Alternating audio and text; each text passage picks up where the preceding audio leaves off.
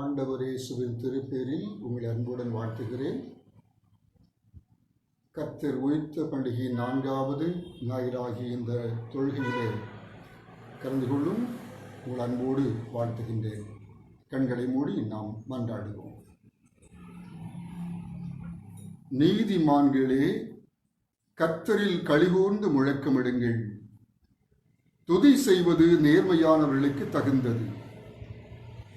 நன்றி அறிந்தவர்களாய் கர்த்தரை சுரமண்டலத்தினால் துதியுங்கள். 10 நரம்பு வீணையினால் அவரை கீர்த்தனம் பண்ணுங்கள். புது பாட்டை பாடி அவரை துதியுங்கள். ஆனந்த சத்தத்தோடு வாத்தியங்களை நேர்த்தியாய் வாசியுங்கள். கர்த்தரின் வார்த்தை மிக நேர்மையானது. தாம் செய்வதையெல்லாம் அவர் உண்மையின்படியே செய்கிறார். அளவில்லாத கிருபையும் மிகுந்த இரக்கமுள்ள இறைவா, ஆசீர்வாதமாக ஆண்டவர் தந்த ஒரு நாளைக்காக, இந்த வழிபாட்டு வேலைக்காக நன்றியோடு உம்மை போற்றுகிறோம். இந்நாள் வரை எங்களை சுகபத்திரமாய் ஆண்டவர் தாங்கி வந்திருக்கிறீர். பலவீனங்களிலும் தேவைகளிலும் உடனிருந்திருக்கிறீர். உமக்கு நன்றி சொல்லுகிறோம். உலகமெங்கும் உள்ள மக்கள் எல்லாம் மிகுந்த எதிர்நோக்கோடும் நம்பிக்கையோடும் தங்களை சமூகத்திலே தாழ்த்தியிருக்கும் இச்சமயம் நாங்களும் உம்முடைய திருப்பெயராலே ஒன்றிணைந்து சமூகம் எங்களை தாழ்த்தியிருக்கிறோம். ஆண்டவர் அருளங்களை தாங்கட்டும்.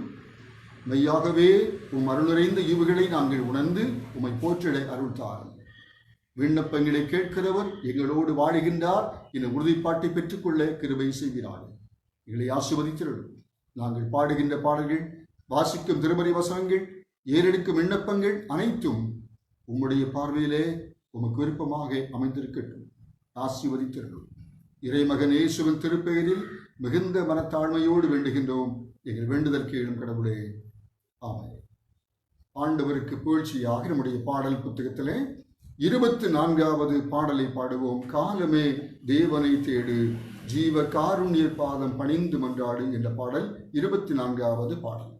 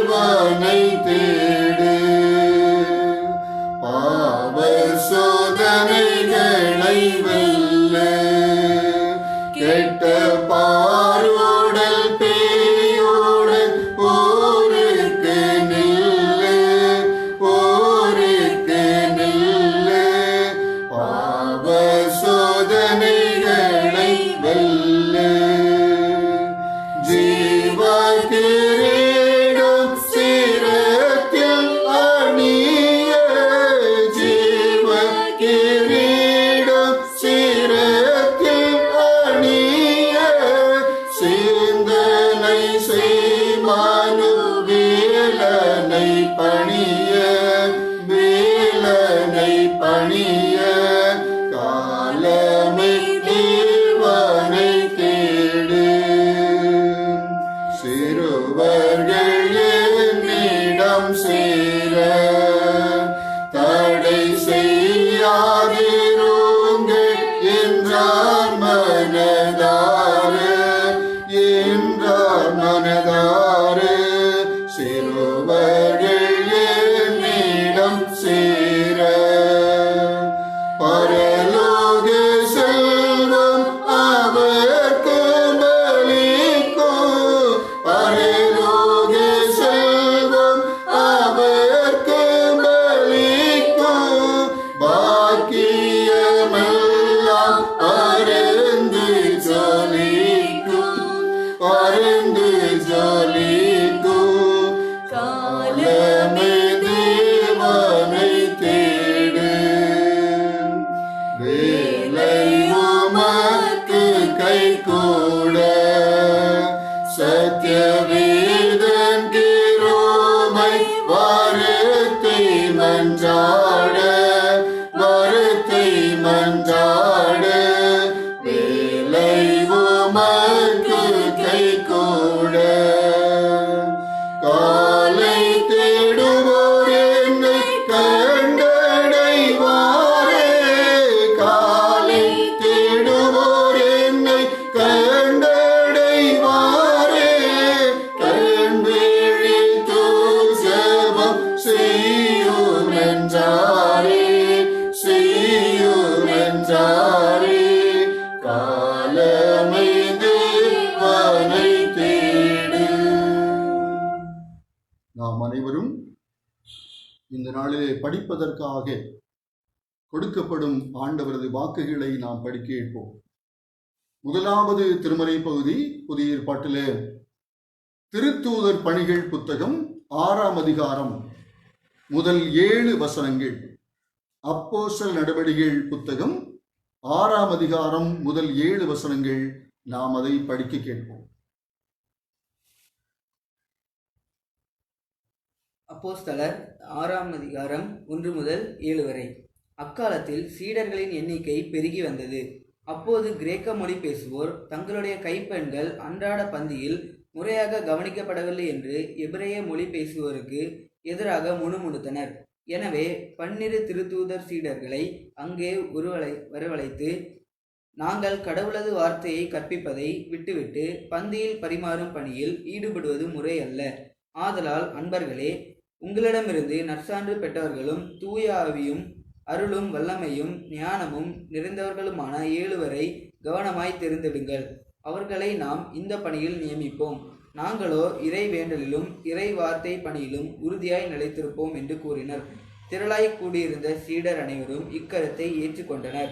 அதன்படியே அவர்கள் நம்பிக்கையும் தூய ஆவியும் நிறைந்த ஸ்தேவான், பிலிப்பு, பிரக்கோர், நிக்கானோர், தீமோன், பர்மனா, யூதம் தழுவிய அந்தியோக்கிய நகரத்து நிக்கோலா என்பவர்களை தெரிந்தெடுத்து அவர்களை திருத்தூதர் முன்னால் நிறுத்தினார்கள். திருத்தூதர் தங்கள் கைகளை அவர்கள் மீது வைத்து இறைவனிடம் வேண்டினர். கடவுளது வார்த்தை மென்மேலும் பரவி வந்தது. சீடர்களின் எண்ணிக்கை எருசலேம் நகரில் மிகுதியாக பெருகி கொண்டே சென்றது. குருக்களில் பெருங்கூட்டத்தினரும் இவ்வார்த்தைக்கு கீழ்ப்படிந்து நம்பிக்கை கொண்டனர். முதலாவது திருமறை பகுதி வாசித்து முடிந்தது. அப்படியே இந்த நாளுக்காய் கொடுக்கப்படுகின்ற நிருப பகுதி திருத்தூதர் பேதுரு அடிகளுடைய முதலாவது திருமுகம் 2ஆம் அதிகாரம் 4 முதல் 10 வரைக்கும் வசனங்கள். நாம் அதையும் படிக்க கேட்போம். 1 பேதுரு 2ஆம் அதிகாரம் 4 முதல் 10 வரைக்கும் உள்ள திருவசனங்கள்.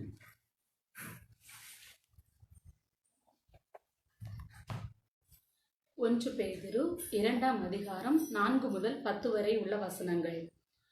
ஆகாததென்று மனுஷரால் தள்ளப்பட்டதேயாயினும் கடவுளால் தெரிந்தெடுக்கப்பட்டதும் விலையேற பெற்றதுமான ஜீவனுள்ள கல்லாகிய அவரிடம் சேருகிறவர்களாய் நீங்களும் ஜீவனுள்ள கற்களை போல ஆவிக்குரிய வீடாகவும் இயேசு கிறிஸ்துவின் மூலமாய் கடவுளுக்கு உகந்த ஆவிக்குரிய பலிகளை செலுத்தும்படியான பரிசுத்த ஆசாரிய கூட்டமாகவும் கட்டப்பட்டு வருகிறீர்கள்.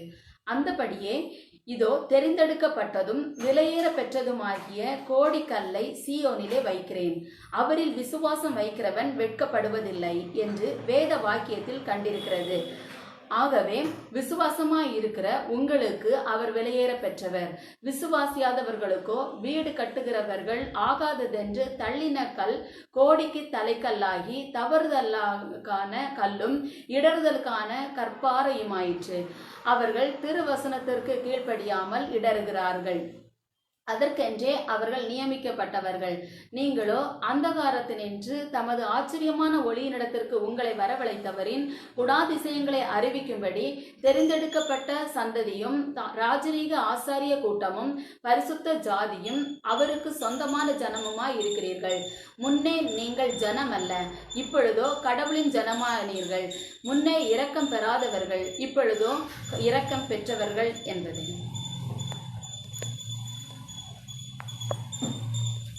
நிருப பகுதி வாசித்து முடிந்தது. அப்படியே இந்த நாளுக்கான நற்செய்தி வாக்கிய பகுதியை நாம் அனைவரும் எழுந்து நின்று படிக்க கேட்போம்.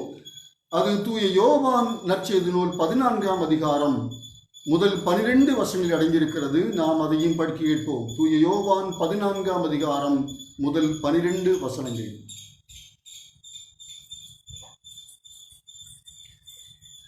யோவான் 14ஆம் அதிகாரம் 1 முதல் 12 வரை உள்ள வசனங்கள்.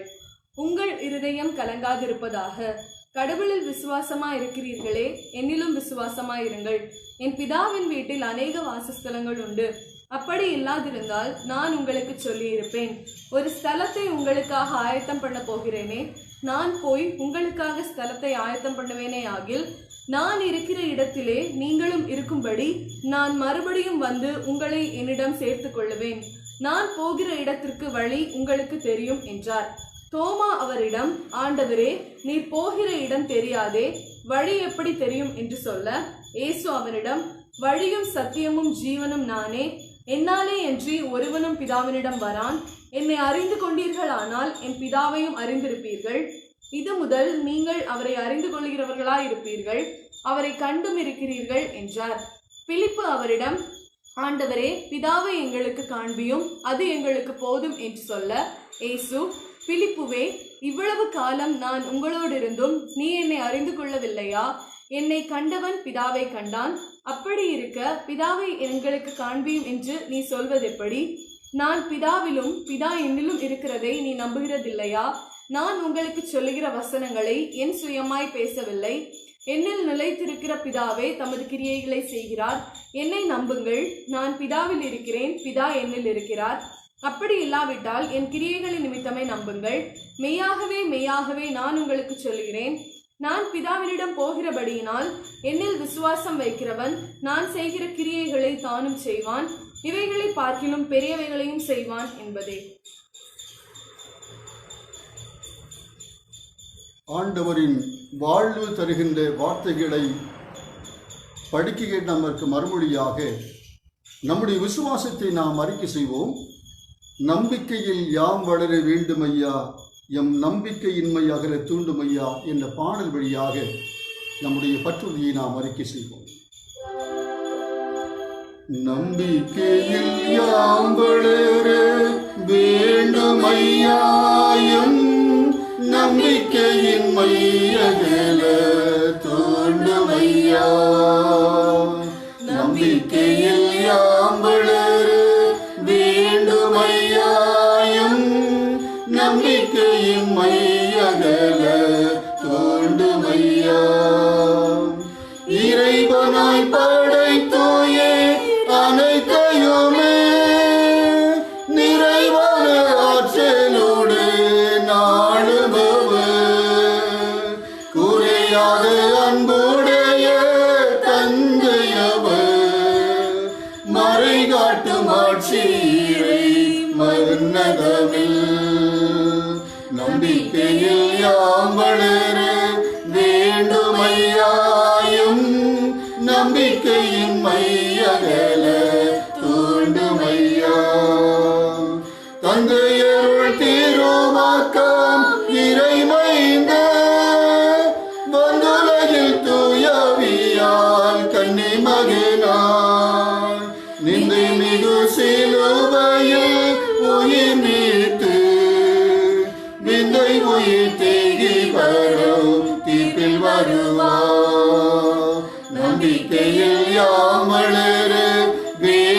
மையாயும் நம்பிக்கையின் மையகல தோண்டுமையா.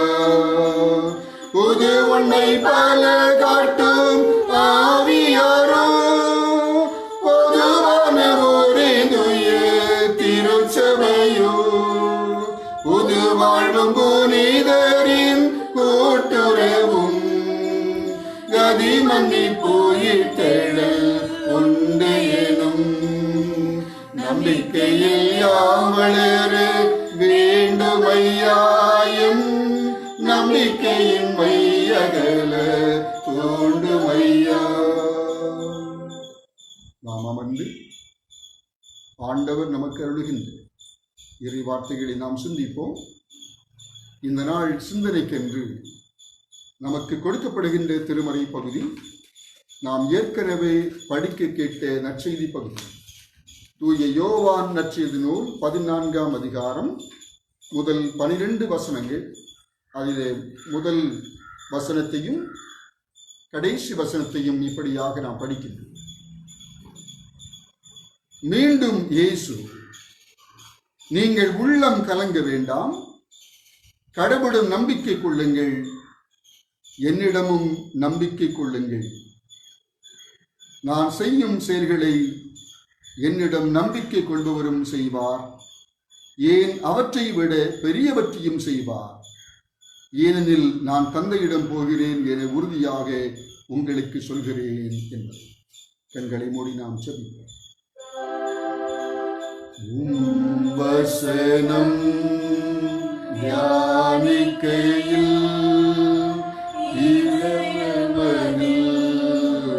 ஆறுதலை காரிருளில் நடக்கையிலே தீபமாக வழி நடத்தும் காரிருளில் நடக்கையிலே தீபமாக வழி நடத்தும்.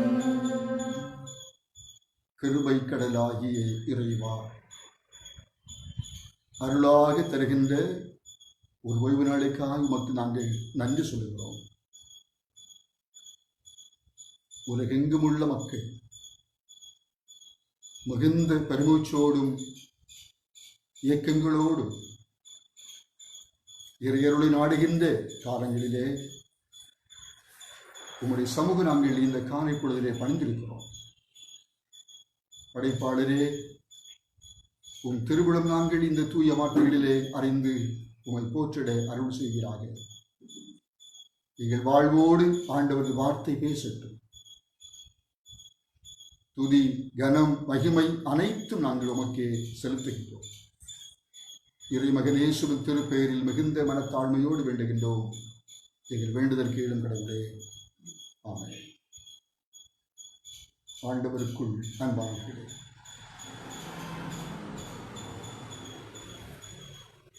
கர்த்தர் உயிர்த்தெழுந்த பண்டிகைக்கு பின்வரும் 4வது ஞாயிற்றுக்கிழமை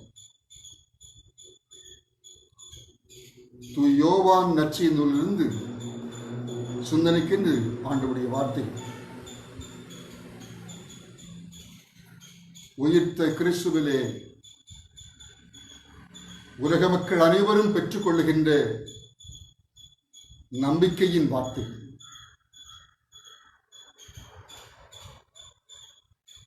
உங்கள் இருதயம் கலங்க வேண்டாம், நீங்கள் உள்ளம் கலங்க வேண்டாம் என்ற வார்த்தையோடு இயேசு ஆண்டவர் சொல்லுகின்ற தூய வார்த்தை. கடந்த நாட்களிலே உயிர்த்த கிறிஸ்து நம்முடைய கண்களை திறந்து இறை மாட்சியை காணச் செய்கின்றார். அந்த இறை மாட்சியிலே நாம் பெற்றுக்கொள்ளுகின்ற ஆசைகள் என்ன என்பது குறித்த சிந்தனைகளை நாம் பெற்றிருக்கிறோம். அப்படி கண்கள் திறக்கப்பட்டு இந்த பூவுலகிலே உயிர்த்த கிறிஸ்துவோடு வாழ்கின்ற நம்முடைய வாழ்வில் சமகாலத்து அனுபவங்களில் நாம் பெற்றுக்கொள்ளுகின்ற ஆண்டவருடைய நம்பிக்கையின் வார்த்தைகளைத்தான் இந்த பகுதியில் அழகாக கிறிஸ்துவின் வாக்கோடு நமக்கு அருளி செய்கின்றது.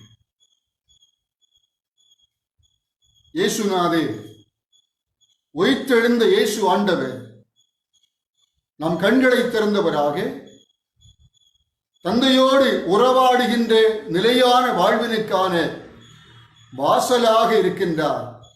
நல்ல மேய்ப்பராம் இயேசுநாதர் நம்முடைய வாழ்வின் வாசல், நிலை வாழ்வின் வாசல் என்ற சிந்தனை கடந்த வாரத்தில் நமக்கு அருளப்பட்டது.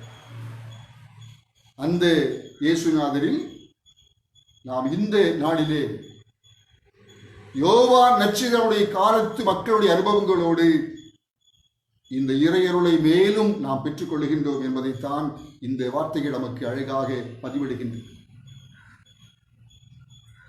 யோவான் நற்செய்தி நூல் 14ஆம் அதிகாரம்.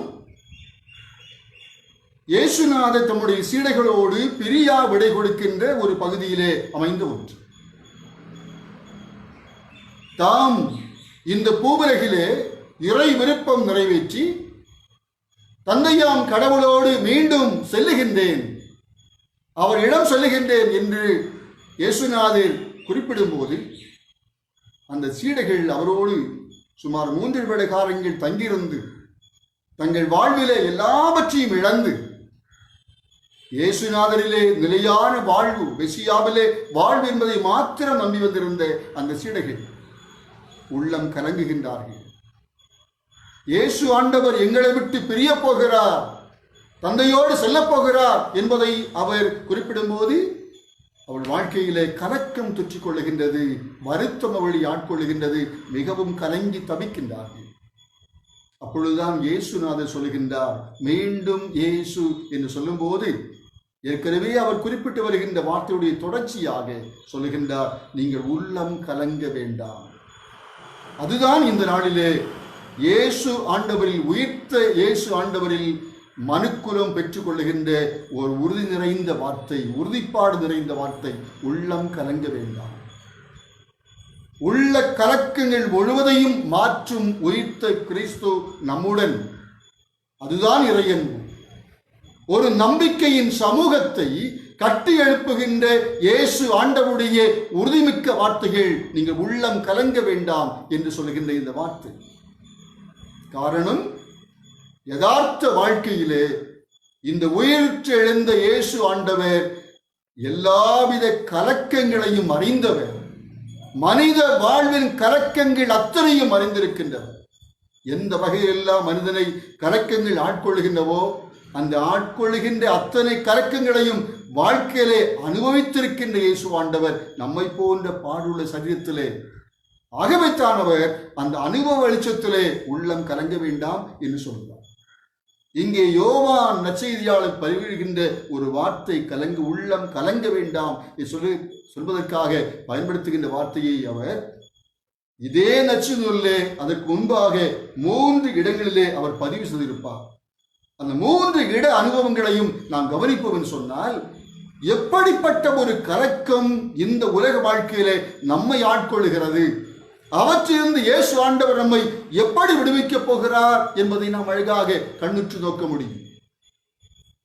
யோவான் நற்செய்தியாளர் 11ஆம் அதிகாரம் 33ஆம் வசனத்திலே அந்த முதல் குறிப்பை நாம் பதிவாக நாம் கவனிக்கின்றோம். இயேசுநாதர் பெத்தானியாவிலே தாம் நேசித்த ஒரு குடும்பத்திலே ஏற்பட்ட இழப்பு, அந்த இழப்பை அந்த குடும்பம் தாங்க முடியாமல் இருக்கிற போது அவர் அவர்களை சந்திக்க வருகின்றார். 4 நாள் ஆகிவிட்டது என்று லாசருடைய மரணத்தை பற்றி பதிவு அங்கே குறிப்பிடுகிறார். அப்படி வாழ்விலே முழுவதும் பிடிப்பற்று தளர்ந்து போய் தங்கள் எல்லாவித காரியங்களும் முடிந்து விட்டது என்ற கலக்கத்தோடு காணப்படுகின்ற, தவிப்போடு இருக்கின்ற ஒரு அன்பு குடும்பம். அந்த குடும்பத்து மக்களோடு இணைந்தவராக இயேசுநாதருடைய வாழ்வினுடைய அனுபவம் சொல்கின்றது, அவர் உள்ளம் குமுறி கலங்கினார் என்று 11:33 சொல்கிறது. உள்ளம் குலுங்கி கமறி அப்படியே அழுகின்றார், உள்ளம் குமுறி கலங்குகின்றார் என்று அந்த வார்த்தை சொல்கிறார். அதுதான் வாழ்க்கை யதார்த்தம். ஒரு குடும்பத்திலே 2 சகோதரிகள் நிறைந்த ஒரு குடும்பம், அது ஒரு சிறிய ஊர். அந்த மக்கள் வாழ்வில் இருந்த கலக்கம், அந்த கலக்கத்திலே உள்ளம் கலங்கும் இயேசுநாதர் 12ஆம் அதிகாரம் 27ஆம் வசனத்திலே அதே வார்த்தையை இந்த ஆக்கின் பதிவு செய்வார். 12:27 அங்கே நான் வாசிக்கின்ற இடம், கிரேக்கர்கள் இயேசுநாதரை காண வருகின்றார்கள். இயேசுநாதர் அப்போது தந்தையுடைய திருவுளம் நிறைவேற துவங்கிவிட்டது என்பதை குறிப்பிடும் போது அந்த இடத்திலே வாசிக்கிறோம், இப்போது என் உள்ளம் கலக்கமுற்றிருக்கிறது என்று சொல்லுவார். இப்போது என் உள்ளம் கலக்கமுற்றிருக்கிறது. தந்தையாம் கடவுளது திருவுளத்தை நிறைவேற்றுவதற்காக என்னை கையளிக்கும் இச்சமயம் என் உள்ளம் கலக்கமுற்றிருக்கிறது. வாழ்க்கை யதார்த்தம். தேவை நிறைந்த ஒரு வாழ்விலே, நீதி நிறைந்த ஒரு வாழ்க்கையிலே தம்மை ஒப்புக் கொடுக்கும் போது ஏற்படுகின்ற ஒரு கலக்கம் நிறைந்த ஒரு காட்சி, அதை அவர் அனுபவித்திருக்கின்றார். 13ஆம் அதிகாரம் 21ஆம் வசனத்திலே மீண்டும் அந்த வார்த்தை பதிவு பெறும். அங்கே இயேசுநாதர் தம்மை காட்டி கொடுப்பவனை பற்றிய ஒரு காட்சியை அங்கே அவர் சொல்லுவார். அப்போது வாழ்க்கையிலே உடன் வாழுகின்ற மக்களோடு இணைந்து வாழும் வாழ்விலே உடன் வாழுகின்றவர்களே அவர்களை துரோகித்து, காட்டி கொடுத்து, ஏமாற்றி, வஞ்சகம் செய்கின்ற ஒரு காட்சி, அந்த நிலையை காண்போது உள்ளம் கலங்கும் இயேசுநாதர். இதுதான் வாழ்க்கை யதார்த்தம். இழப்புக்கள், பெரிய பெரிய பலவீனங்கள் என்ற நிலையிலே நம்மால் தாங்க முடியாத பலவீனங்கள், அதே சமயத்தில் ஏமாற்றுதல்கள், துரோகம், வன் செயல்கள், இப்படிப்பட்ட காட்சிகள்லாம் வரும்போது உள்ளம் கலங்கும் இயேசுநாதர் என்று சொன்னால், நம்முடைய வாழ்விலே வருகின்ற இந்த இக்கட்டிலும் இன்னல்களிலும் துன்பங்களிலும் நமக்காக உயிர்த்தெழுந்த இயேசுநாதர் கலக்கமுறுகின்றார், கலங்குகின்றார் என்பதுதான் இங்கே இந்த இடத்திலே வருகின்ற ஒரு அழுத்தம். அதை ஒரு சமூகத்திற்கு, உயிர்த்த கிறிஸ்துவை நம்புகின்ற ஒரு சமூகத்திற்கு யோவான் அடிகள் அழகாக பதிவு செய்கின்றார். இயேசுவானவரே திருப்பணி காலங்களிலே இதை குறிப்பிட்டிருக்கிறார் என்று சொல்லும் போது அதுதான் வாழ்க்கை அனுபவத்திலே உணரும் ஒரு அனுபவம். இந்த இயேசு ஆண்டவரில், உயிர்த்தெழுந்த இயேசு ஆண்டவரில் நாமும் இந்த கலக்கங்கள் மாறும் அனுபவத்தை பெற்றுக்கொள்ளப் போகின்றோம். அது உண்மையான ஒன்று என்பதை நாம் பெற்றுக்கொள்வதற்காகத்தான் இந்த சிந்தனை நமக்கு கொடுக்கப்படுகின்றது. அதை நாம் எப்படி புரிந்து கொள்ளுகின்றோம்? இந்த கலக்கம் மாற்றும் அனுபவத்தை இயேசுநாதர் நம்மிலே எப்படி நிறைவேற்றுகின்றார் என்பதற்கு இங்கே 2 மனிதர்கள் கேட்கின்ற ஒரு கேள்விகள், இயேசு அவரோடு உறவாடுகின்ற உறவு வார்த்தைகள் இதை அழகாக விளக்குகின்றது. கலங்க வேண்டாம் சீடர்களே, கலங்க வேண்டாம். காரணம், நான் பிரிந்து சென்றாலும், நான் பிரிந்து செல்லும் சமயத்திலே ஒரு காரியம் செய்ய போகிறேன். நான் தந்தையிடத்திலே போகின்றேன். அங்கே அவரோடு நீங்களும் வாழும்படி, என்னாலும் வாழும்படி உங்களுக்காய் அறைகளை ஆயத்தம் செய்ய போகிறேன். அறைகளை ஆயத்தம் செய்து முடித்த பின்பு நான் மறுபடியும் வந்து உங்களை என்னோடு சேர்த்துக் கொள்ளுவேன் என்று சொல்லும்போது அந்த நிலையான வாழ்வு அனுபவம் இப்போது கலங்கும் உங்கள் வாழ்விலே கலக்கங்களை மாற்றி ஒரு நிறைவான மகிழ்ச்சியை கொடுக்கின்ற ஒன்றாக அது மாறிப்போகும். நிலையான மகிழ்ச்சியின் வாழ்வு, பேரின்ப வாழ்வு உங்கள் வாழ்க்கையிலே உரித்தாகும் என்று சொல்லுகின்றார். இப்போதுதான் தோமா ஒரு கேள்வி எழுப்புகின்றார். ஆண்டவரே, நீர் போகிற இடம் தெரியாது, வழி எங்களுக்கு எப்படி தெரியும் என்று கேட்கிற போது இயேசு ஆண்டவர் சொல்லுவார், நான் தான் வழி, நான் தான் உண்மை, நான் தான் வாழ்வு, நானே வழி, நானே வாசல் என்று சொல்லி தைரியம் கொடுத்த இயேசு ஆண்டவருக்கு சொல்லுவார், நானே அதற்கான வழியாயிருக்கிறேன். என்னில் நம்பிக்கை கொள்ளுங்கள், தந்தையிடம் நம்பிக்கை கொள்ளுங்கள், அந்த வழி உங்களுக்கு நான் காண்பிக்கின்றேன். என் வழியாகி என் வழியாக உங்களுக்கு தந்தையோடு உறவாடும் உன்னத வாழ்வு உரித்தாகும் என்று அழகிய ஒரு நம்பிக்கையை ஊட்டுகின்றார். 7 முதல் உள்ள வார்த்தைகளிலே அவர் சொல்லும்போது அடுத்து ஒரு காரியத்தை பதிவு செய்வார்.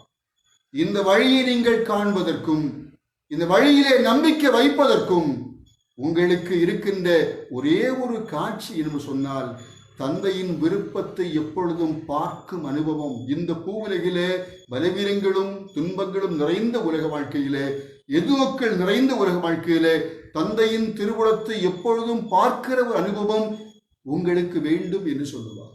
அப்பொழுதுதான் அடுத்து ஒரு சீடன் கேட்கின்றார், பிலிப்பு கேட்கின்றார், ஆண்டவரே, தந்தையை எங்களுக்கு காட்டும். தந்தையின் திருவுளம் நிறைவேற்ற வேண்டும் சொன்னால் தந்தை எங்களை காட்டும் என்று கேட்கின்றார். இயேசு அதற்கு பதில் சொல்கின்றார், பிலிப்பு, நான் உங்களோடு இவ்வளவு காலம் இருக்கிறேன். உங்களோடு இருக்கும் மகனாகிய நான் தான் தந்தையை காண்பித்துக் கொண்டிருக்கின்றேன். என் வழியாய் தந்தையை பார்க்க முடியும். நான் தந்தையில் இருக்கிறேன், தந்தை என்னில் இருக்கிறார். ஆகவே என்னை கண்டவன் தந்தையை காண்கின்றான் என்று சொல்லுகின்ற இந்த அனுபவம் தான் நம்முடைய வாழ்க்கையின் இன்றைய யதார்த்தமான எதிர்நோக்கு. இயேசுவாகிய வழியிலே, நித்திய வழியிலே, நிலைவாழ்வின் வழியிலே வாழ்வை காணும் நம்முடைய வாழ்க்கை இந்த வழியை கண்ட பிள்ளைகள் என்ற நிலையிலே தந்தையினுடைய திருவுளத்தை உலகிலே காண்பிக்கும் ஒரு அனுபவத்தை உடையதாக அது மாற வேண்டும் என்பது எதிர்நோக்கு. நம்பிக்கை உள்ள ஒரு சமூகத்திலே கடவுளது அருள் நிறைந்த வாழ்வின் ஈவுகளுடைய வெளிப்பாடு ஒரு எதிர்நோக்கு நிறைந்த ஒன்று. அதை இயேசுநாதர் இங்கே சொல்லும்போது சொல்லுவார். இதோ அதைத்தான் 12ஆம் வசனம் சொல்லும், நான் செய்யும் செயல்களை என்னிடம் நம்பிக்கை கொள்பவரும் செய்வார், ஏன் அவற்றை விட பெரியவற்றையும் செய்வார், ஏனெனில் நான் தந்தையிடம் போகிறேன் என உறுதியாய் உங்களில் சொல்கிறேன் என்று சொல்லுவார். நான் செய்யும் செயல்கள் தான் தந்தையை உங்களிடத்திலே காண்பித்துக் கொண்டிருக்கின்றன. ஆகவே உயிரிழந்த ஆண்டவரிலே வாழ்ந்து வருகின்ற ஒரு மக்கள் சமூகம், நம்பிக்கையின் சமூகம், இயேசுவாகிய வழியிலே நிலையான வாழ்வனை காணுகின்ற ஒரு மக்கள் சமூகம், இயேசுநாதர் செய்த செயல்களை இந்த பூவுலகிலே செய்வதன் வழியாக தந்தையாம் கடவுளது திருமுகத்தை பார்க்கவும் அதை பிரகாசிக்க செய்யவும் முடியும் என்கின்ற ஒரு காட்சி தான் இந்த இடத்திலே இயேசு ஆண்டவரிலே கொடுக்கப்படுகின்ற ஒரு எதிர்நோக்கின் வாக்கு. அன்புக்குரியவர்களே, இன்றைய யதார்த்தமான ஒரு சூழலிலே நாம் இந்த தந்தையின் முகம் காண்பிக்கின்ற வாழ்வினுக்கு நாம் அழைக்கப்படுகின்றோம். அப்படியானால் இயேசுநாதர் தந்தையினுடைய திருமுகத்தை இந்த பூவுலகிலே தம்முடைய செயல் வழியா எப்படி காண்பித்தார் என்று சொன்னால், அதை யோவான் நற்செய்தியுடைய புரிதலின்படியாகவே நாம் புரிந்து கொண்டால் மிகச் சிறப்பாக அது இருக்கும். இயேசுநாதர் தந்தையாம் கடவுளது அன்பினை தம்முடைய உடனிருப்பிலே, மனு உரு ஏற்பிலே வெளிப்படுத்துகின்றவர். தாம் செய்த செயல்களெல்லாம் அதை நிறைவேற்றிக் கொண்டே வருகின்றார், காண்பித்துக் கொண்டே வருகின்றார். குறிப்பாக யோவான் 2ஆம் அதிகாரத்தை குறித்து அழகிய ஒரு பதிவு நாம் வாசிக்கிறோம். கானாவூர் திருமண வீட்டிலே ஒரு குறைவு வருகிறதாக, அந்த குறைவை நிவர்த்தி பண்ணும் ஆண்டவராக இயேசுநாதரை கவனிக்கிறோம். அந்த இடம் இதோ அநேக மக்கள் ஒருவேளை அழைக்கப்பட்டிருந்த அந்த இடத்திலே அழைத்தவரை குறித்து தவறாக எண்ணக்கூடிய இடமாக அமைந்திருக்கும். குறைவு எங்கு வரக்கூடாது, வந்துவிட்டது. அந்த மனிதன் வெட்கமடையாமல் அவனை சமூகத்திலே காப்பாற்றும் இயேசு ஆண்டவர். அவனுடைய வாழ்விலே ஓர் அதிசயமான ஒரு காரியம் நடைபெற்றதை அவன் உணரும்படியாக நடத்தும் இயேசு ஆண்டவர். அதுதான் செயல். இயேசு ஆண்டவரிலே விளங்குகின்ற ஒரு அற்புதமான அடையாள செயல். யோவான் 4ஆம் அதிகாரத்தை வாசிக்கும் போது நாம் அங்கே அடுத்து ஒரு நிகழ்வை கவனிக்கிறோம். சமாரிய பெண் அவரோடு இயேசுநாதர் உரையாடுகின்றார், வாழ்வின் வழியை காண்பிக்கின்றார். அந்த பெண்ணை குறித்து நாம் படிக்கின்றோம். இயேசுநாதருடைய சீடர்களே அவரோடு பேசுவதை பற்றி ஆச்சரியப்படுகின்றார்கள். மதியம் 12 மணி அளவிலே தண்ணீர் மொள்ள வருகின்ற ஒரு பெண்ணென்று சொன்னால் சமூகம் அவரை பார்த்திருக்கின்ற விதம் அப்படி. மக்கள் நடமாடும் சமயம் வெளியே வர முடியாத ஒரு காட்சியிலே வாழ்ந்து வந்த ஒரு நிலையிலே இருந்த ஒரு பெண்மணி. இயேசுநாதர் அந்த பெண்ணை மதிப்போடு பார்க்கின்றார். அவரும் இறை மகன், இறை பிள்ளை என்கின்ற அளவிலே காணுகின்ற ஒரு காட்சி. அவரை வெட்கமுறச் செய்யாமல் வாழ்வின் வழியை அவருக்கு இயேசுநாதர் காண்பிக்கின்றார். இவரே மெசியா என்று அந்த பெண் கண்டுகொண்டார் என்பதை வாசிக்கும் போதுதான் அவருடைய செயல்பாடு. யோவான் 5ஆம் அதிகாரத்தை பற்றி வாசிக்கும் போது அங்கே ஒரு பதிவு இருக்கிறது. 38 வருடம் உடல்நலமற்று இருந்த ஒரு மனிதர், இயேசுநாதர் அந்த மனிதனுடைய வாழ்வு வீணாகி விடக்கூடாது, வாழ்விலே நொந்து போய்விடக்கூடாது. 38 ஆண்டு காலங்கள், ஒரு நாள் 2 நாள், ஒரு வாரம், ஒரு மாதம், ஒரு வருடம் என்று அல்ல, 38 வருடங்கள் வாழ்வினுடைய பெரும் பகுதியை நோயிலே படுக்கையிலே கழித்துக் கொண்டிருந்த ஒரு மனிதர். அவரோடு இயேசுநாதர் சென்று கேட்டார், நலம் பெற விரும்புகிறீரா என்று கேட்கின்றார். அதுதான் இயேசுநாதருடைய வாழ்வின் செயலாக்கத்தின் வாழ்வு. நலம் பெற விரும்புகிறீரா? அவ்வளவு கரிசனையோடு மனதிருக்கத்தோடு கேட்கின்ற வார்த்தைகள் செயல் வடிவம் பெறுகின்றது. ஓய்வு நாளிலே அவரை குணப்படுத்துகின்றார் என்று பார்க்கும்போது சமூகத்திலே ஒரு மனிதனுக்கு தேவையான ஒரு வாழ்க்கை. யோவான் 8ஆம் அதிகாரம் அழகான ஒரு பதிவை சொல்லும். அது சொல்லும், ஒரு சமூகம், யூத சமூகம் இதோ விபச்சாரத்திலே பிடிபட்ட ஒரு பெண்ணை, கைகளவாய் பிடிபட்ட பெண்ணை கொண்டு வந்து நிறுத்தி கொல்ல பார்க்கிறார்கள். மோசையின் சட்டம் இப்படி சொல்கிறது என்று சொல்லி கொல்ல பார்க்கிறார்கள். இயேசு ஆண்டவரிடத்திலே அவரும் அவர்களோடு இணைந்து கொள்ள ஒரு விருப்பத்தை தெரிவிக்கின்றார்கள். இயேசு சொல்லுவார், உங்களிலே பாவம் இல்லாதவன் முதலாவது கல்லறையை கடவன் என்று சொல்லும்போது ஒருவனும் அங்கே இல்லை. கடைசி அந்த பெண் மாத்திரம் நிற்கின்றார். அப்போது அந்த பெண்ணோடு இயேசு ஆண்டவர் சொல்லுவார், நீ போகலாம், இனி பாவம் செய்யாது, நீ போகலாம், நானும் உன்னை குற்றவாளியாக தீர்க்கிறதில்லை. பாருங்கள், ஒரு சமூகத்திலே ஒவ்வொரு மனிதனை குறித்த ஒரு கரிசனை, ஒவ்வொருவரும் வாழ வர வேண்டும். சமூகம் அடக்கி ஒடுக்கி, சமூகம் தூற்றி சொல்லுகின்ற வார்த்தைகள் எல்லாம் மாற்றப்பட வேண்டும் என்று விரும்புகின்ற இயேசுநாதர் இதற்கெல்லாம் முத்தாய்ப்பாக சொன்னால், இதோ உள்ளம் கலங்க வேண்டாம் என்று இயேசுநாதர் சொல்லுகின்ற அந்த சீடர்களோடு சொல்லுவார், இதோ நீங்கள் எல்லாம் என்னுடைய சிநேகிதர் என்று சொல்லுவார். நீங்கள் எல்லாம் என்னுடைய நண்பர்களாக உங்களை நான் வைத்திருக்கிறேன் என்று சொல்லும்போது சமூகத்திலே அந்த மக்களையும் அவ்வளவு அன்போடு ஏற்றுக்கொள்ளுகின்ற இயேசுநாதர் வாழ்விழந்த மக்களுக்கு வாழ்வு கொடுத்து, உணவிழந்த மக்களுக்கு உணவு கொடுத்து, வாழ்விலே மேலான ஈவுகளை பெற்றுக்கொள்ள செய்கின்ற செயல் வடிவம் நிறைந்த ஓர் ஆண்டவரது இறையன்பு அங்கே மிக மிக அழகாக குறிப்பிடப்படுகின்றது. அன்புக்குரியவர்களே, அதுதான் இயேசுநாதர் செயலாக்கத்திலே காண்பித்த வாழ்வு. இங்கே சொல்லுவார், நான் இவற்றை செய்திருக்கிறேன், நீங்களோ இவற்றை விட இன்னும் மேலானவைகளை செய்வீர்கள் என்று சொன்னால், அந்த அளவிற்கு இயேசு ஆண்டவரிலே, உயிர்த்தெழுந்த இயேசு ஆண்டவரிலே அவரை நம்பும் சமூகம் இன்னும் வல்லமையை அதிகமாய் பெற்றுக்கொள்ளப் போகிறது, இறையன்பு ருசித்து பார்க்க போகிறது என்று சொல்லுகின்ற வார்த்தைகள் நம்முடைய வாழ்க்கையில இன்று மேலான அனுபவம். அன்புக்குரியவர்களே, இந்த நற்செயல் புரிகின்ற, நன்மை செய்கின்ற, எளியோரை நினைக்கின்ற, ஏழைகளுக்காய் வாழுகின்ற ஒரு யதார்த்தத்தின் வாழ்வு இயேசு ஆண்டவர் நம்மளை விரும்புகின்ற ஒரு மேலான வாழ்க்கை என்பதைத்தான் நம்முடைய இதர திருமறை பகுதிகளெல்லாம் பதிவு செய்கிறது. நாம் இன்று படித்த எல்லா பகுதிகளும் அதைத்தான் அழகாக சொல்லுகின்றன. கிபி 2ஆம் நூற்றாண்டினுடைய இறுதியில், 3ஆம் நூற்றாண்டுடைய துவக்கத்திலே யூத சமூகம் சார்ந்து அவர்கள் சிந்தனை செய்த ஒரு அழகான ஒரு பதிவு. ரபிகளுடைய காலம் அதிகமாக ஓடோடிக்கொண்டிருந்த ஒரு சமயம். பாபிலோனிலே அவர்களுக்கு ஏராளம் அகாடமிக்ஸ் இருக்கிறார். அதிலே நெகாடியா அகாடமியிலே ஒரு சிறந்த ஒரு அறிஞராக விளங்கியவர் சாமுவேல் என்ற ஒரு ரபி. அவருடைய வாழ்வோடு அவர் அங்கு அவருடைய குழுமத்தை சாராத ஒருவர், ஒரு சிறந்த வானியல் நிபுணர், ஆப்லெட் என்ற ஒரு வானியல் நிபுணர். நல்ல உறவு அவர்களுக்கு இருந்தது.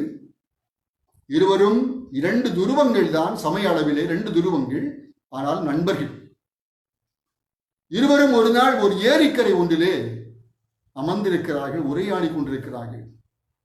அப்போது இந்த ஆப்லெட் என்ற வானியல் நிபுணர், மிகச்சிறந்த வானியல் நிபுணர், யூத சமயம் சார்ந்தவர் அல்ல, இவரோடு உரையாடும் போது இவர்கள் பார்க்கிற காட்சியிலே ஏராளம் தொழிலாளர்கள் செல்கின்றார்கள்.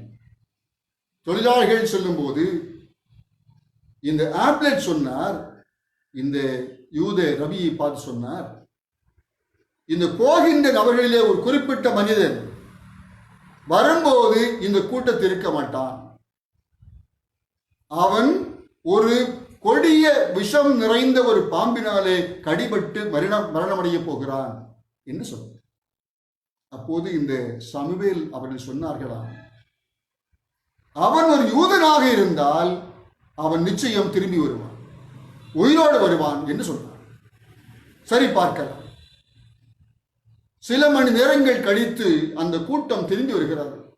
அவர்கள் மூங்கில் மரங்கள் வெட்டி அதை எடுத்துக்கொண்டு வருகின்றார்கள். வரும்போது பார்த்தால் ஆப்லெட் சொன்ன மனிதனும் அந்த கூட்டத்தோடு இருக்கின்றார். இவருக்கு ஒரே ஆச்சரியம். நான் கணித்த வானியல் என்னுடைய சாஸ்திரப்படி இந்த மனிதன் இந்நாளிலே மரித்திருக்க வேண்டும், உயிரோடு வருகிறான் என்றால் என்ன ஆச்சரியம், பார்ப்போம் என்று சொல்லிக் ரெண்டு பேரும் பக்கத்தில் போகிறார்கள். அந்த மனிதன் கொண்டு வருகின்ற அந்த கட்டை இறக்கி வைக்கிறார்கள். இறக்கி வைத்துவிட்டு அதை பிரிக்கிறார்கள். பிரிக்கும் போது ஒரு பாம்பு அறுபட்டு கம்புகளோடு இணைந்திருக்கிறது. அதை பார்க்கிறார்கள். அப்பொழுது இந்த மனிதனுக்கு ஆரம்ப விதி வந்தது. ஆப்லெட் கேட்கிறார், நீ இன்று என்னவெல்லாம் செய்தாய் சொல் என்று சொல்லு. அப்போது அவன் தொடக்கத்திலிருந்து ஒவ்வொன்றாய் விவரிக்கின்றான். நாங்கள் எல்லாம் சேர்ந்து போனோம், பணிகளை செய்தோம், மதியம் உணவு நாங்கள் சாப்பிட்டோம் என்று சொல்லிக்கொண்டு வரும்போது எப்படியெல்லாம் செய்திகள் என்று அவர் விளக்கமாக கேட்கின்றார். அப்போது அவர்கள் சொன்னார், நாங்கள் வழக்கமாக உணவு உட்கொள்ளும் போது எல்லாருடைய உணவுகளையும் எடுத்து ஒன்றாக வைப்போம், ஒரே இடத்திலே சேர்த்து வைப்போம். பின்பு எங்களுக்கு என்ன வேண்டுமோ அதை அவற்றிலிருந்து நாங்கள் எடுத்துக்கொள்ளுவோம், பகிர்ந்துதான் சாப்பிடுவோம், ஒன்றாய் வைத்து பகிர்ந்து சாப்பிடுவோம். இன்றைக்கு எங்களிலே ஒருவனுடைய கையிலே உணவு கட்டு இல்லை, அதை நான் கவனித்தேன். அப்படியானால் எல்லோரும் உணவெடுத்து வைக்கும் போது இந்த நண்பன் கையிலே உணவு இருக்காது, அவன் வெட்கப்பட்டு போவான். அவன் வெட்கப்பட்டு ஒருவேளை உடன் சாப்பிடாமலே இருந்து விடுவான். ஆகவே நான் ஒரு காரியம் செய்தேன். எல்லாரும் எடுத்து வைப்பதற்கு பதிலாக நான் அதுக்கு முன்பாக சென்று ஒவ்வொரு இடத்திலேயும் உள்ள உணவுகளை நானே வாங்கினேன். இது மனித பக்கம் வரும்போதும் அவனிடத்தில் உணவை எடுப்பது போல கைகளை வைத்து எடுத்துக்கொண்டு அவன் ஏமாற்றம் அடையாமல் பார்த்து கொண்டு, இதுதான் நாங்கள் செய்த காரியம். பாருங்கள், இதோ ஒருவனை வெட்கப்படுத்தக்கூடாது என்று விரும்புகின்ற ஒரு அழகிய ஒரு சமூகத்தினுடைய நிலை. அவன் செய்த இந்த செயல் இதோ அவனை மரண கண்ணிக்கு தப்புவித்திருக்கிறது என்ற ஒரு காட்சியை அந்த இடத்தில் அவர் புரிந்து கொள்கிறார்கள். நீதிமொழிகள் 10ஆம் அதிகாரம் 2ஆம் வசனம், இது அவருடைய நம்பிக்கையுடைய வாக்கு சொல்லுகின்றது, நேர்மையான நடத்தை கடவுள் சாவுக்கு தப்புவிக்கும். நேர்மையான நடத்தை சாவுக்கு தப்புவிக்கும். இந்த நடத்தை, இந்த நற்செயல் அவன் வாழ்க்கையிலே சாவுக்கு அவரை தப்புவித்திருக்கிறது என்பதை கண்டுவிடுகிறார்கள். குறிப்பாக யூத சமூகம் என்று புரிந்து கொண்ட ஒரு காட்சி என்று சொன்னால், ஒரு மனிதனையும் வெட்கத்துக்குள் ஆக்கக்கூடாது, சமூகத்திலே வெட்கப்பட வைக்கக்கூடாது என்பது அவருடைய சித்தாந்தமாக கொள்கையாக இருக்கிறது. அன்பானவர்களே, இதை ஒருவேளை எப்படி புரிந்து கொள்கின்றோம் என்று சொன்னார், இயேசுநாதரிலே நாம் இந்த உலகிலே வைக்கப்பட்ட சூழல் நம்பிக்கையின் மக்களாய் வாழ்வது, வழியாகிய கிறிஸ்துவின் வழியாய் நிலையான வாழ்வு உண்டு என்ற நம்பிக்கையோடு வாழ்வதற்காக பணிக்கப்பட்டவர்கள் நம்முடைய வாழ்க்கை. அந்த வாழ்க்கை இந்த உலகத்திலே ஆண்டவர் விரும்பும் காரியங்களை இந்த நம்பிக்கையின் வெளிச்சத்திலே எதிர்நோக்குகின்ற ஒரு வாழ்க்கை. அது இந்த வாழ்வை பெற்றிருப்பதனாலே தான் நாம் நற்செய்திகள் செய்கின்றோம். நாம் நற்செய்திகள் செய்வதனாலே நாம் நிலையான வாழ்வுக்கு ஏற்றுக்கொள்ளப்படுவது என்பது அல்ல, மாறாக ஆண்டவரிலே நாம் வாழ்வை கண்டிருக்கிறபடினாலே நற்செய்திகளுக்கு நாம் தாமாகவே வந்து விடுகின்றோம். அதுதான் யாக்கோபு நிருபம் சொல்கின்ற ஒரு அழகிய உண்மை. இந்த உண்மையின் வாழ்வுதான் நம்முடைய வாழ்வாக அமைய வேண்டும். பேதுரு அடிகள் அதைத்தான் சொல்லுவார், நீங்களோ தெரிந்து கொள்ளப்பட்ட ராஜரீக ஆசாரிய கூட்டம், ஆகவே இந்த மேன்மை நிறை செயல்களுக்கு நீங்கள் சான்றாக வாழ வேண்டும். அதைத்தான் நாம் இன்று படித்த முதலாவது திருமறை பகுதி சொல்கிறது. இதோ சமூகத்தில் வாழ்கின்ற ஏழைகளும் எளியவர்களும் போஷிக்கப்பட வேண்டும், ஏழைகள் போஷிக்கப்பட வேண்டும் என்கின்ற அந்த நிலையிலே தான் திருப்பணியிலே மூப்பர்கள் ஏற்படுத்தப்படுகின்றார்கள். அன்பர்களே, இது உயிருற்றெழுந்த கிறிஸ்துவ நம்பிக்கை வைக்கின்ற ஒரு சமூகத்துடைய வாழ்க்கை. அந்த வாழ்க்கையிலே நாம் ஆசி பெறவும் உள்ள கலக்கங்கள் மாறி நம்மோடு வாழுகின்ற ஆண்டவரிலே வாழ்வு பெறவும் நம்மை நடத்துகின்ற அருள் நிறைந்த வாக்குகள். உங்கள் உள்ளம் கலங்க வேண்டாம் என்று சொல்லி நம்மை திடப்படுத்தி வாழ்வாகிய வழியை நமக்கு காண்பித்து நம்மிலே ஆண்டவர் செய்யும் காரியங்களை விட மென்மையான காரியங்களை செய்வதற்காக ஆயத்தப்படுத்தும் ஆண்டவரிலே அறிவு பெறுவோம். தூய ஆவியார் நமக்கு துணை செய்வார். எல்லா புத்திக்கும் மேலான தெய்வ சமாதானம் உங்கள் இருதயங்களையும் சிந்தைகளையும் கிறிஸ்து இயேசுவுக்குள் காத்துக்கொள்வதாக. ஆமென். நாம் மீண்டுமாக நம்முடைய பாடல் புத்தகத்தில் 562வது பாடல், சுந்தர பரமதேவ மைந்தன் இயேசு கிறிஸ்துவுக்கு என்ற பாடல். அந்த பாடலிலே நாம் கடைசி சரணத்தை மட்டும் நாம் பாடலாம். 566வது பாடல்.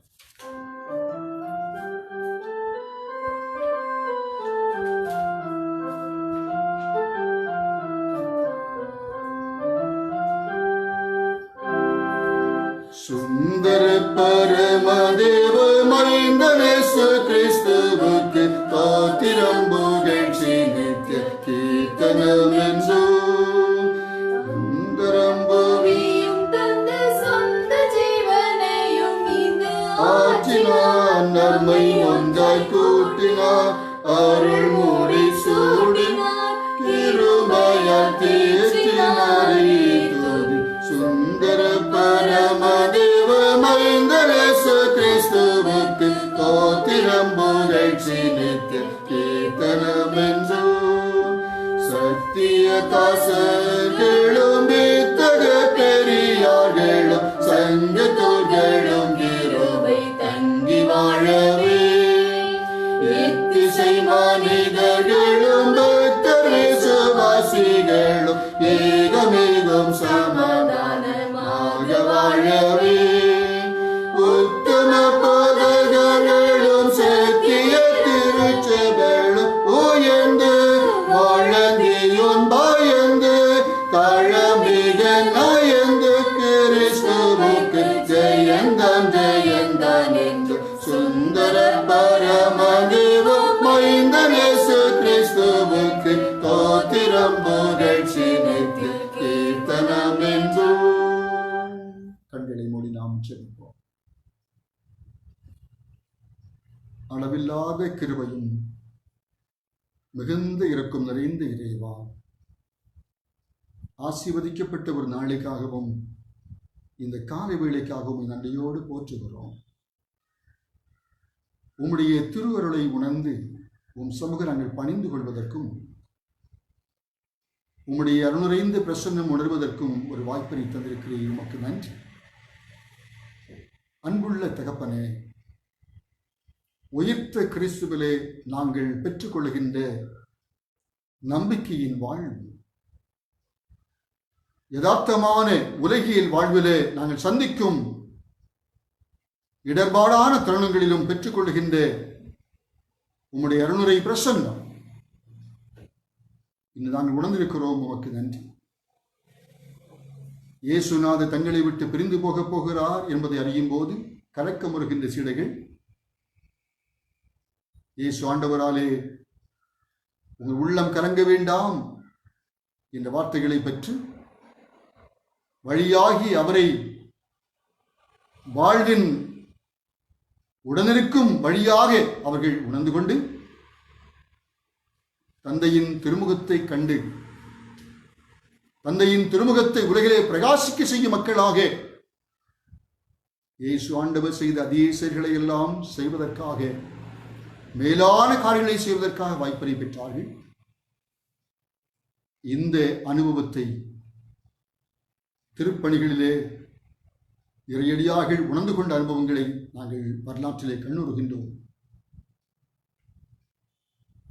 உயிரோடு எழுப்புகின்ற வல்லமை, அநேகரை சுகம் பெறச் செய்கின்ற வல்லமை, வாழ்வின் வார்த்தைகளை கொடுத்து தம்முடைய பிள்ளைகளை எல்லாம் நிலையான வாழ்விலே கொண்டு சேர்க்கின்ற வல்லமை, இது எல்லாவற்றையும் பெற்றுக்கொண்ட மக்களை நாங்கள் திருமலை வாசிக்கிறோம், வரலாற்றை உணர்ந்து கொள்கின்றோம். இன்றளவு ஆண்டவரே, இயேசு என்ற நாமத்திலே, இயேசு என்ற வார்த்தையாகிய நாமத்திலே சுகமும் வரமும் அடைகின்ற வாழ்வினை காணுகின்ற அனுபவங்களை நாங்கள் இன்னும் பெற்று வருவதற்காக உம்மை போற்றுகிறோம். தெரிந்து கொள்ளப்பட்ட ராஜரீக ஆசாரிய கூட்டமான நாங்களும் இறைமக்களாகி நாங்கள் அனைவரும் இதனை புரிந்தவர்களாய் கலக்கத்திலிருந்து எங்களை விடுபடச் செய்யும் ஆண்டவர் இயேசு உடனிருக்கிறார் என்ற நிறைவுடன் கலக்கங்களிலும் தவிப்புகளிலும் சஞ்சலங்களிலும் தைரியமாய் வாழ ஆண்டவர் எங்களை ஆற்றுப்படுத்துவதற்காக நன்றி சொல்லி உம் கரங்களில் எங்களை ஒப்புக் கொடுக்கிறோம். ஆண்டவரே, உலகமெங்கும் உள்ள மக்கள் எல்லாம் மிகுந்த துயரத்திலே வாடும் இந்த காலங்களிலே சுகத்திற்காய் பலத்திற்காய் தங்களை முழுவதுமாக உம் சமூகத்திலே தாழ்த்தி வேண்டிக் கொள்ளும் இந்த காலங்களிலே நாங்களும் உம்முடைய சமூகம் பணிந்து விடுதலைக்காக சுகத்திற்காக பணிந்திருக்கிறோம். கொரோனா தாக்குதல் தொற்றுடைய வீரியம் குறைந்து போகட்டும். ஆண்டவரே, அனைவரும் வாழ்வு பெறட்டும். உலக அரசுகளெல்லாம் இதற்காக எடுத்துக்கொள்ளும் அத்தனை முயற்சிகளையும் கடவுள் வாக்கிய செய்து உமது அருளை உணர்ந்து கொள்ளச் செய்ய வேண்டும் என்று வேண்டிக் கொள்ளுகிறோம். ஒரு உள்ளம் கலங்க வேண்டாம் என்று சொல்லும் இயேசு ஆண்டவருடைய வார்த்தைகள் இன்றும் எங்கள் வாழ்க்கையிலே வல்லமை நிறைந்தவர். வாழ்வளிக்கும் வார்த்தைகளிலே வல்லமை நாங்களும் கண்டுமை போற்று அருள் தாரும். உலகத்தினுடைய அத்தனை நாடுகளும் இறைவா, உமது பேரருளிலே வல்லமை வரும்படியாக நாங்கள் பணிந்து வேண்டிக் கொள்கிறோம். குறிப்பாக என்னுடைய இந்திய நாட்டிற்காக மக்களுக்காக மன்றாடுகின்றோம். ஆண்டவரது அருள்நிறை பிரசன்னம் அனைத்து தலங்களிலும் விளங்கட்டும். இறைவா, சுகமும் பலமும் உமிலே பெற்றவர்களாய் நாங்கள் வாழ்நிலை கிருபைத்தார். சமூக தொற்று முழுவதும் அற்று போகட்டும். உமது வல்லமையினாலே ஆண்டவர் இரக்கம் செய்து மனதிற்கத்தை வெளிப்படுத்த வேண்டும் என்று நாங்கள் பணிந்து வேண்டியிருக்கிறோம். அன்புள்ள தகப்பனே, இதோ உம் சமூகத்தில் பணிந்தவர்களாகவும் உம்முடைய வார்த்தைகளை கேட்பவர்களாகவும் ஆங்காங்கே வாழ்கின்ற அனைத்து மக்கள் வாழ்விலையும் இறைவா உம்முடைய அருள் விளங்கச் செய்ய வேண்டும் என்று மன்றாடுகின்றோம். அனைவரையும் ஆசீர்வதிப்பீராக. தத்தம் மக்களுடைய பணிவிடைகளையும் பிரயாசங்களையும் ஆசீர்வதிக்க செபிக்கின்றோம். தனிமைப்படுத்தப்பட்டு பணிகள் செய்ய முடியாமல் மிகுந்த வாழ்வின் போராட்டத்திற்கின்ற ஏழை எளிய மக்கள், ஆண்டவரே, கலக்கத்தோடு காணப்படுகின்ற ஏழை எளிய மக்கள் வாழ்வு பெறும்படியாய் இயல்பு வாழ்க்கை விரைவாக எங்களுக்கு அமையும்படி வேண்டிக் கொள்கின்றோம். ஆண்டவரே, தனிமைப்படுத்தப்படும் காலங்கள் எல்லாம் முடிந்து போகட்டும். கர்த்தர் உமது கிருபையின் கரங்களிலே அனைவரையும் தாங்கி ஆதரிப்பீராக.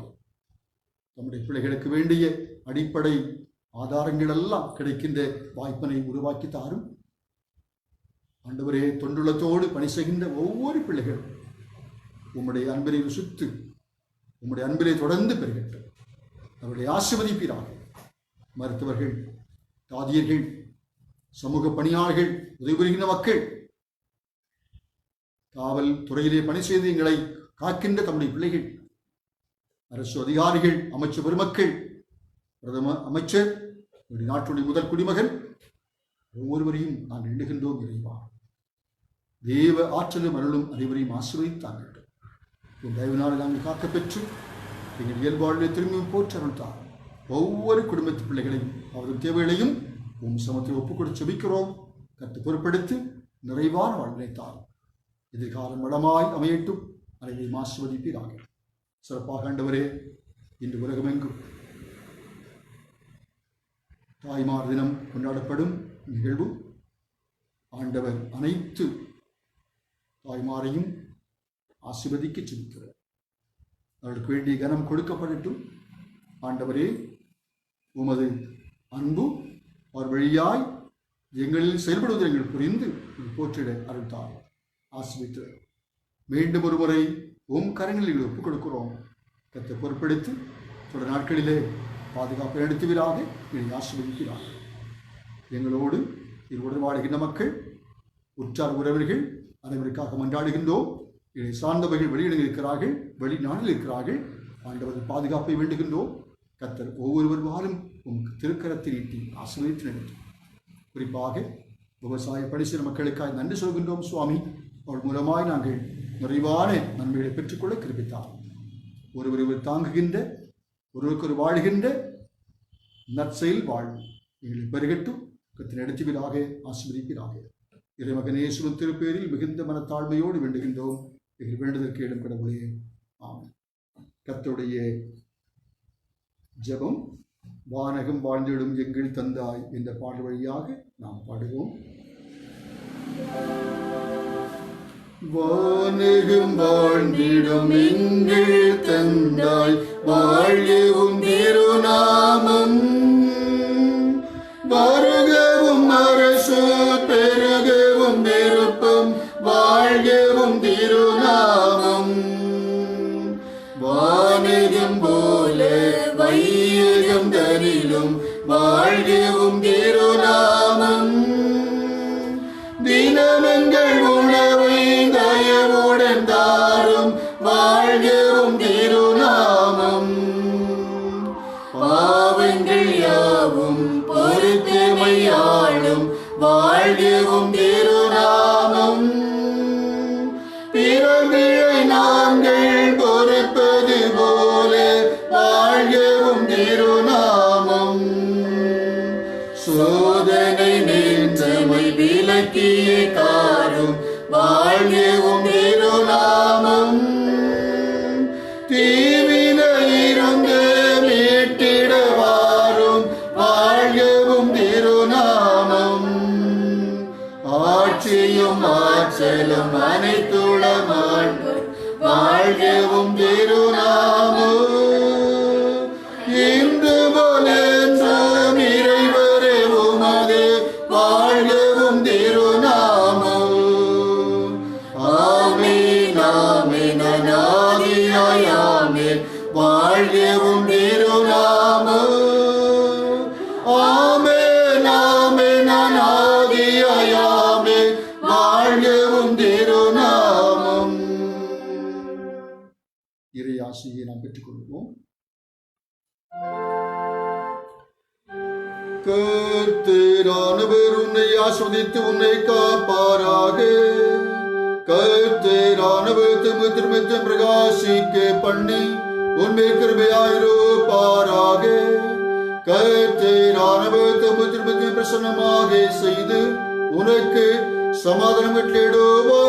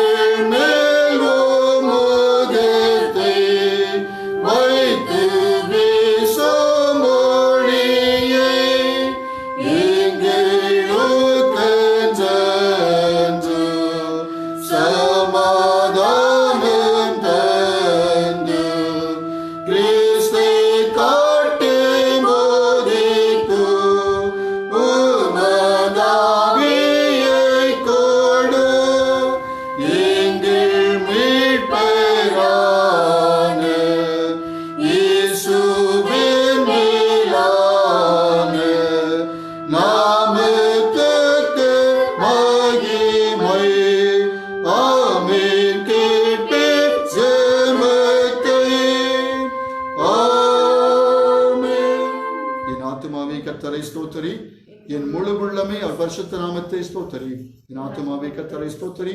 கர்த்தர் செய்த சகல உபகாரங்களை மறவாதே. ஆமென்.